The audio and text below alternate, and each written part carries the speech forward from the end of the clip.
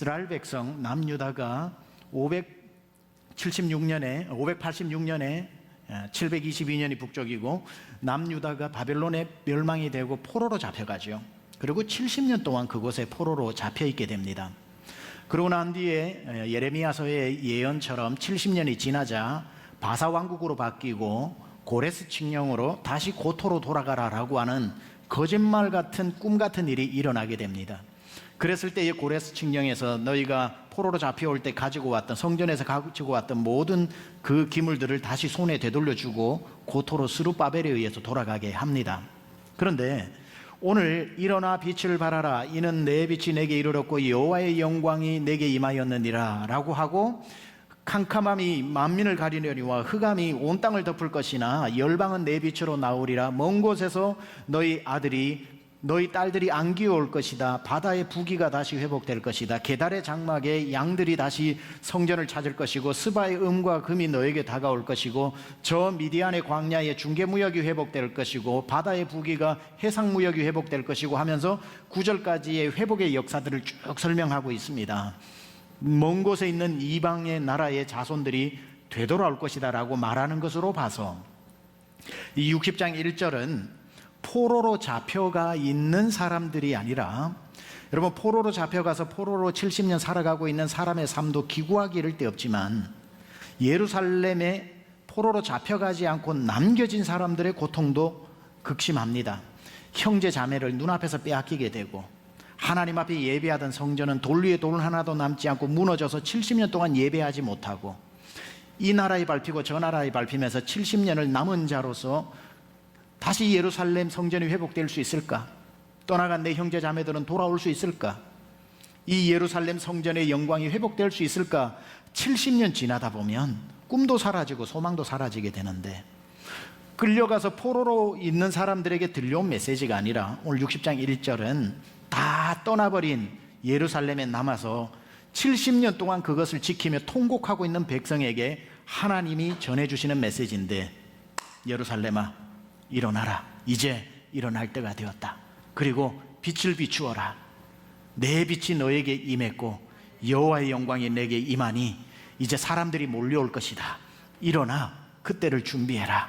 일어나서 빛을 비추고 열방이 너에게로 오는 것을 내가 보게 될 것이다 라고 이스라엘에 남겨진 사람들에게 주시는 메시지가 오늘 본문 1절의 메시지입니다. 저는 이 말씀이 한국교회가 코로나를 지나고 난 뒤에 하나님이 주시는 메시지가 되기를 간절히 바라고 그렇게 될 줄 믿습니다. 제 귀에는, 제 눈에는 이렇게 읽히더라고요. 잠자는 교회야, 이제 일어나라. 잠자는 성도들이야, 준비해라. 내가 내 영광을 내게 임하게 할 것이고 내 빛을 너에게 비추어 줄 테니까 너희는 일어나서 잠자지 말고 빛을 힘있게 비추라. 열방이 그 빛 가운데로 나오게 될 것이다. 자녀들이 다시 돌아오게 될 것이다. 바다의 부기가 회복될 것이고 상권이 회복되고 게달의 장막에 양들이 줄을 서서 여호와의 성전으로 예배하기 위해 올 것이고 내 이름을 찬송하게 될 것이다. 그러니 준비해라. 눈을 들어 사방을 보라. 동서남북에서 내가 보내는 사람들을 네 눈으로 보게 될 텐데 너는 그들을 맞이할 준비를 해라 라고 하는 메시지가 바로 1절의 메시지입니다. 일어나 빛을 발하라. 이는 빛 대신 예수 그리스도께서 이 땅에 오셨고 그 빛을 소유한 우리는 일어나 자기 빛 말고 내 안에 온 그 빛, 예수 그리스도를 비추는 삶을 사는 것. 저는 여기에서 이 코로나 기간에 우리가 코로나의 이 생각보다 훨씬 더 충격적이고 길어지는 이때에 무엇을 해야 할지에 대한 답을 얻었다고 했습니다. 바로 일어나서 잠들지 말고 일어나서 이 기간일수록, 이 어두울 때일수록 예수 그리스도를 전해야 되겠구나. 예수 그리스도, 빛 대신 예수님을 어두운 세상에 선포해야 되는 것이구나. 그럴 때 예수 이름이 선포되는 곳마다 하나님의 영광이 그곳에 나타나는 것이구나. 영광이 임했다. 예수님이 오시는 것을 이는 내 영광이 이르렀고 라는 표현을 하고 있습니다. 여러분, 우리 인류 역사에 장구한 역사 가운데 가장 영광스러운 한 날이 꼽아보라면 어떤 날일까요? 인류가 달에 처음 도착한 그 날이 가장 영광스러운 날일까요?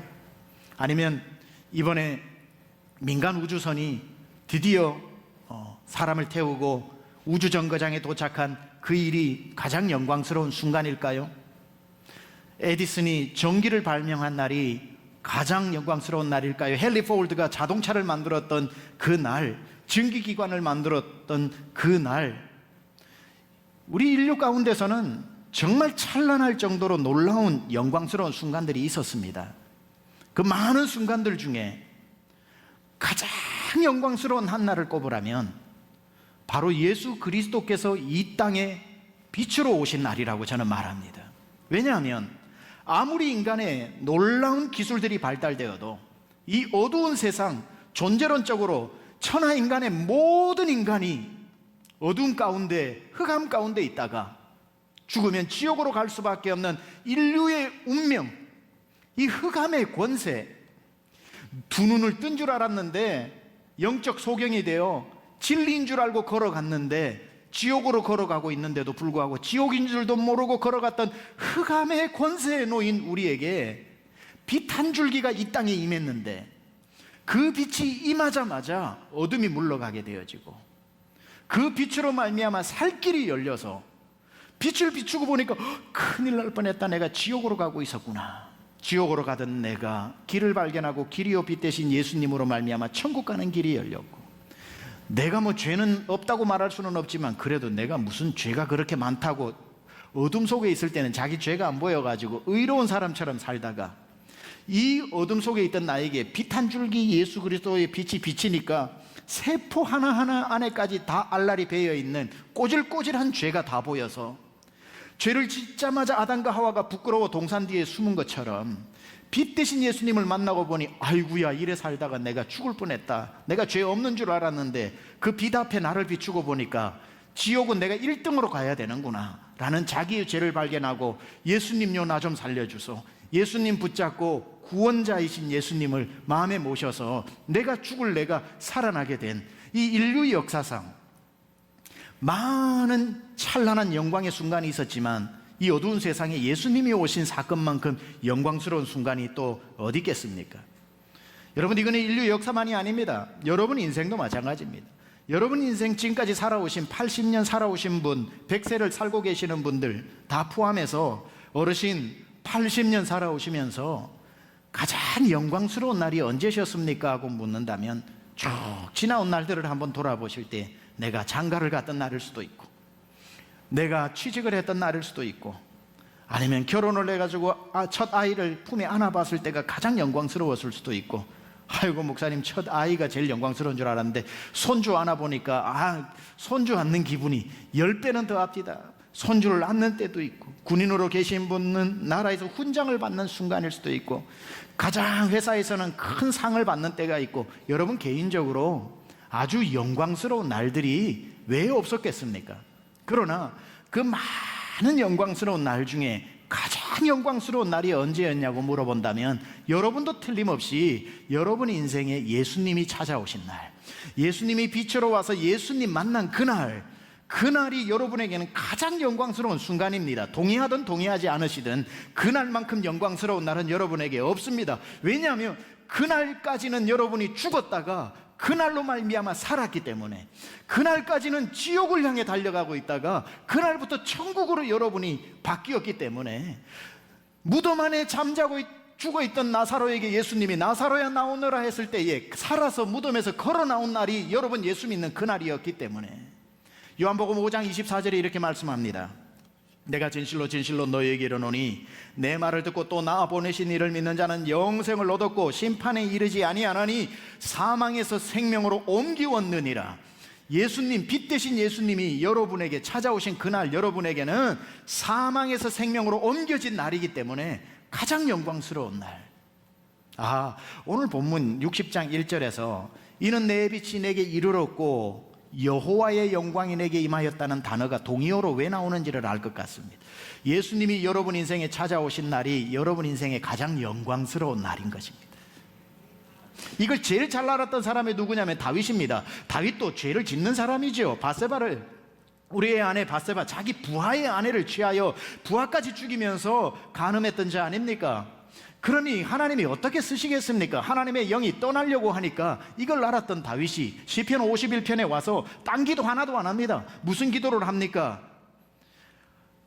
주의 성신을 내게서 떠나지 말게 하시고 우슬초로 나를 정하게 하여 주시옵소서. 성령이 나를 떠나지 말게 해달라고 그토록 부르짖고 있지 않았습니까? 다윗은 다른 건 몰라도 하나는 알았습니다. 내가 아무리 지금 왕이라도 성령이 떠나버리면 나는 하나님께서 버리시는 자가 된다고. 그걸 알았던 다윗은 하나님의 마음에 합한 자였기 때문에 제대로 된 문제를 해결하는 기도를 한 거죠. 하나님, 내가 죄 중에 태어나 죄악 중에 태어나 내가 정말 죄밖에 지은 것이 없지만 염치 없으나 하나님 한 가지를 구하겠습니다. 그리하실지라도 성령을 내게서 거두지 마시옵소서.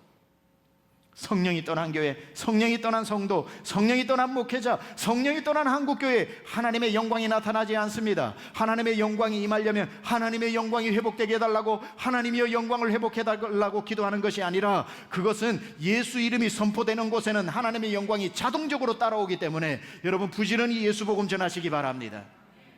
자, 여러분, 그러면 질문 드립니다. 지난 일주일 동안 여러분 예수님 전하면서 사셨습니까? 여러분의 가정이 회복되려면, 여러분의 사업터가 회복되려면, 우리 교회가 회복되려면은 기다리고 버틴다고 되는 게 아니라니까요. 예수 복음을 전해야, 예수 복음 전하는 곳에는 하나님의 영광의 역사가 항상 있기 때문에. 예수 천당 불신지옥 외쳐봤습니까? 지난 일주일 동안 지하철 앞에서, 지하철 안에서, 사람들 앞에서 예수 천당 불신지옥 8글자만 이야기를 해도 예수님 자랑하는 곳에 능력이 나타날 텐데 안 해요. 이제는 사람들 다 안 해요. 왜 안 하냐? 시대에 안 맞아서, 너무 투박해 보여서, 무식해 보여서. 맞아요, 복음도 시대의 정서에 맞추어서 전해야 되기 때문에 여러분 나아가서 빨간 글씨로 진짜 무섭게 써가지고 예수 천당 불신지옥 하라는 말이 아닙니다. 그런 마음 주시면 그렇게 또 하셔도 되고요. 그게 아니라 그게 영 요즘 스타일에 안 맞으면 안 하셔도 됩니다. 그러나 그렇게 안 하느라 복음 안 전하면 안 되죠. 그 방법보다 더 나은 방법이 있기 때문에 그 방법을 안 해야지. 그 방법보다 더 나은 방법으로 살지도 않으면서 그 방법도 던져버리면 우리 한국의 예수 복음 사라진단 말이에요. 그래서 예수 천당 불신지옥 여러분 띠띠고 전했냐고 묻는 게 아니라 그와 버금가는 그러한 복음의 삶을 외치며 살고 있냐고 묻는 겁니다. 그렇게 여러분 입에서 예수님 이야기가 끊어지지 않고, 교회 강단에서 예수 복음이 끊어지지 않고, 예수님이 우리 가운데 복음의 한가운데 들어와 있지 않다면 하나님은 한국교회에 계실 이유가 없는 겁니다. 예수 계시지 않은 곳에 무슨 화려한 영광이 있겠습니까? 따라서 가장 시급한 하나님의 영광의 회복은 곧 예수 그리스도의 이름을 일어나 힘있게 그 빛을 비추는 데서 시작된다는 사실입니다. 여러분, 세상은 지금 어둡습니다. 다 어두워서 자기들도 어디로 가야 할지 모릅니다. 코로나가 언제 끝날지도 몰라요. 끝나고 났다고 한들 뭘 하고 살아야 될지 몰라요. 그리고 2차, 3차 또 웨이브가 온다고 그러는데 전염병은 1차 끝나는 거로 끝나는 게 아니라 그러더군요. 2차가 있고 3차가 있고 전 세계의 팬데믹이 역사 가운데 한 6번 있었는데 공통적으로 3차까지 끝나야 모든 사람이 그 전염병을 경험하고 나서 면역력이 생겨야 그 다음부터 줄어든다고 하니 이거 어쩐 일입니까? 2차 파도가 밀려오고 3차가 밀려오면 어떻게 해야 됩니까? 길을 모릅니다. 끝날지도 모르고 끝나고 난 뒤에도 어떻게 해야 될지 모릅니다. 저도 몰라요. 여러분도 몰라요. 누가 합니까? 세상 사람들도 몰라요. 다 어둠 속에 있는 겁니다. 어둠에 있기 때문에 안 보이는 겁니다. 그러나 여러분, 깜깜한 밤에 망망대해에 나침반도 없고 하늘은 어두워 별 하나 없어 북극성이 어딘지도 모르는 배들이 파도가 치기 시작을 하는데 파도에 휩쓸려 죽게 되었을 때 그 모든 배들이 찾는 곳이 하나가 있습니다. 등대가 어디 있는지 찾지요. 저 언덕 위에 깜깜하지만 빛 한 줄기가 바다 위를 빙빙 사방으로 돌면서 빛을 비추어 줄 때 죽었던 줄 알았던 배들이 환호성을 치면서 빛이다, 등대다, 저곳으로 가면 산다. 나중에 1시간 2시간 보면 바다에 떠 있는 배들이 다 등대 앞으로 모이는 것 아닙니까? 여러분, 예수 그리스도는 이 세상을 비추는 빛이라고 그랬습니다. 어두운 세상 가운데 예수 믿는 사람도 길을 모르겠고 안 믿는 사람들도 아는 척하지만 여전히 뭘 하고 살아야 될지 모르는 이 망망대해의 어두운 밤하늘에 떠서 이 코로나의 파도 안에서 노를 젓고 있지만 갈 데를 모르는 그들에게 빛이 비추는 곳이 있었으니 예수 믿는 사람들이 일어나 예수 복음 빛을 비추라, 일어나 빛을 발하라. 그 예수의 빛을 보고 반드시 다시 몰려오게 될 줄 믿습니다. 진리는 포기하지 않고 외치면 반드시 진리 가운데로 오게 되어 있습니다. 지금은 진리의 상대주의라서 모두 다 서로 자기가 진리의 빛이라고 얘기합니다. 너 종교는 네가 진리고, 네가 믿는 건 네가 진리고, 너는 네가 진리고, 모두 진리라고 해서 지금 진리의 상대주의에 살고 있지요. 하나의 절대적인 진리가 있는 게 아니라 모두 자기가 생각하는 진리가 다 진리라고 하는 시대에 살고 있는 겁니다. 그랬을 때에 이것도 진리라서 저것도 진리라서 그거 붙들고 살지만 진리가 아닐 때에는 목마름이 온다 이 말이지요. 여러분, 홍수 때에 마실 물 없다는 말이 있지 않습니까? 다 사방천지가 물이라도 정작 마시려고 하니 마실 물이 하나도 없는 시대가 오늘날 시대입니다. 그런데 예수쟁이들은 끝까지 예수만 진리래, 예수만 진리래.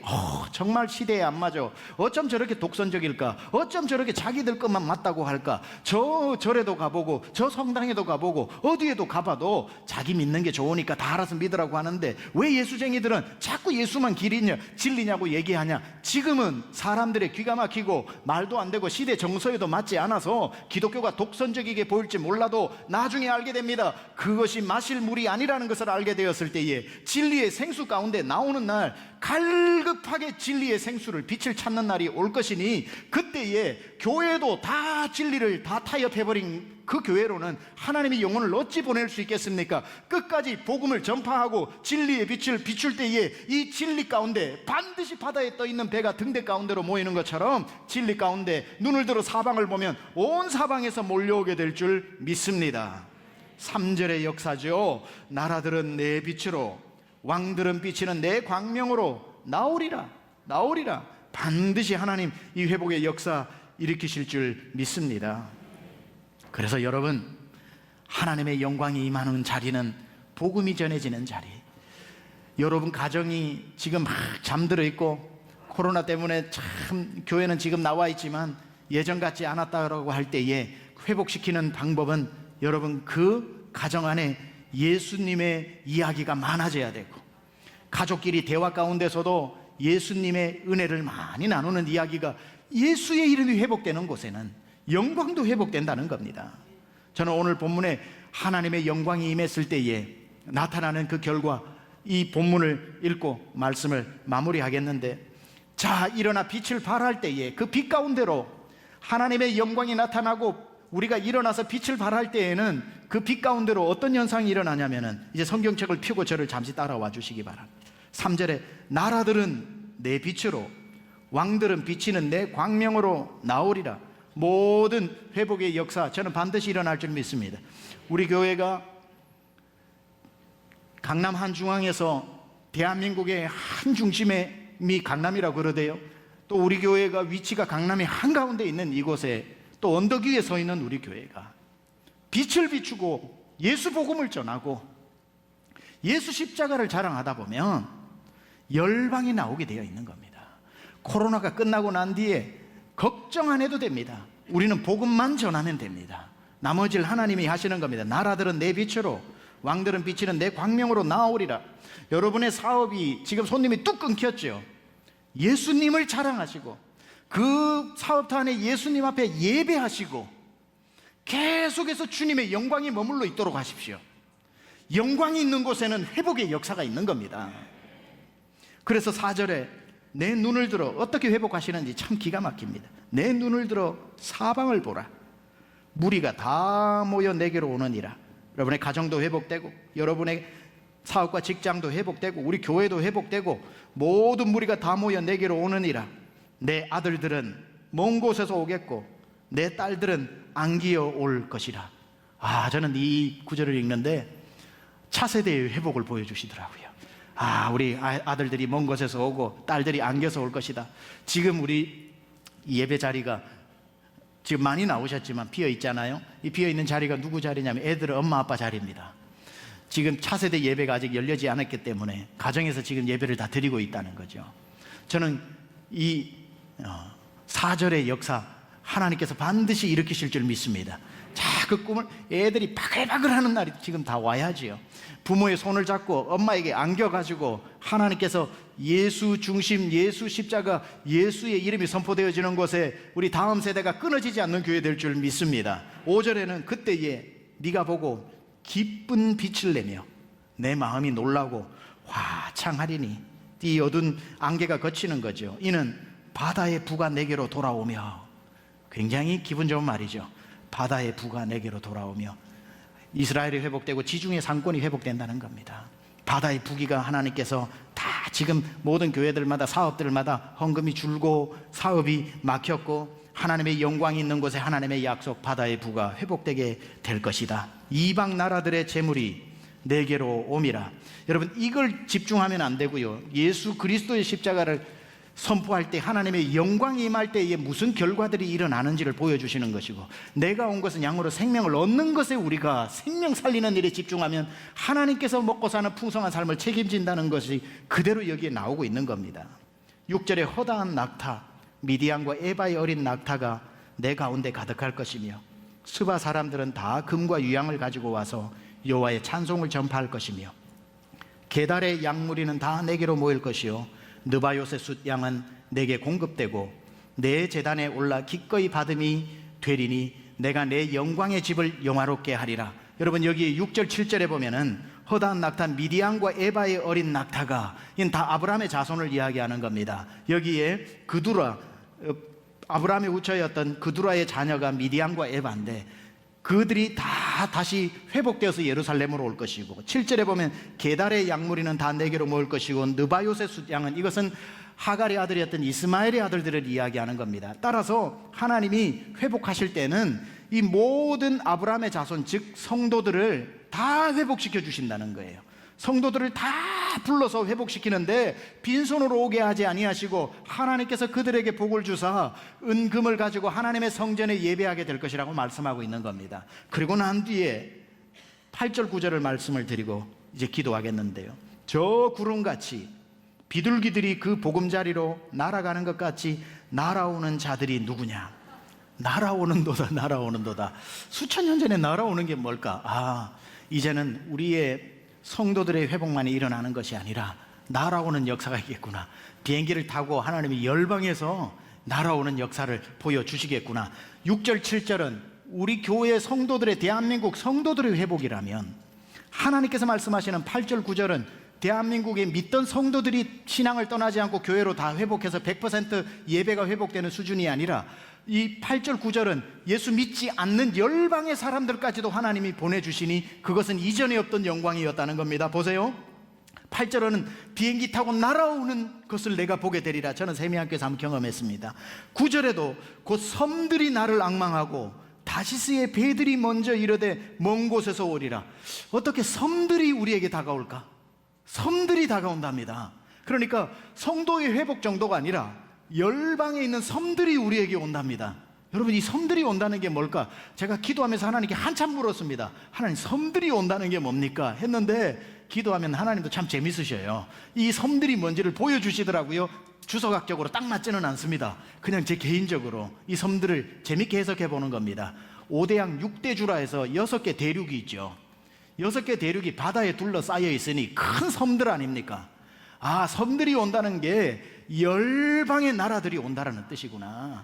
이것이야말로 우리가 지금 기억하고 기도하는 것이 뭡니까? 코로나 이전으로 우리 교회들이 회복할 수 있을까? 교회를 떠났던 성도들이 다 돌아올 수 있을까?